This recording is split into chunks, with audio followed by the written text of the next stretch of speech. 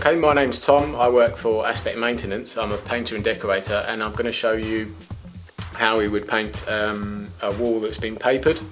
This particular wall has actually been lined, which is just a flat paper, and it's designed to be painted over.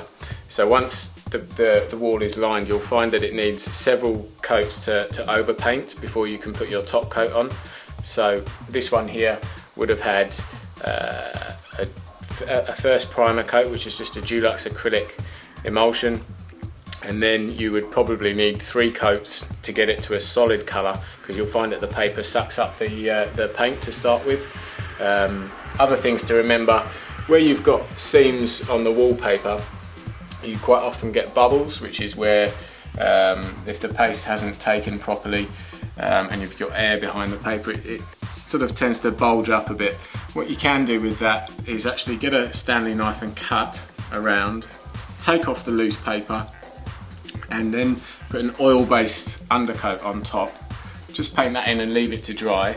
Once it's dry, it seals the paper tightly to the wall, and after that you can then fill over the top with a Tetron filler or poly filler, rub it flat, and once you've done that, your wall is ready to redecorate and repair. If you had a textured paper, for example with a pattern, and you wanted to paint over the top, it's always worth remembering that before you can put your paint over, you will need to seal that pattern behind with an oil-based undercoat again, or a primer, preferably oil-based, just to seal it and get a nice flat finish before you start to overpaint. Otherwise you'll see that pattern come back through quite often.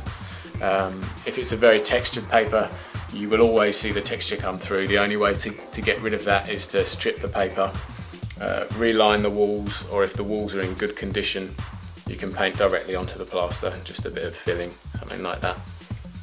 And that's how you would paint various different types of wallpaper.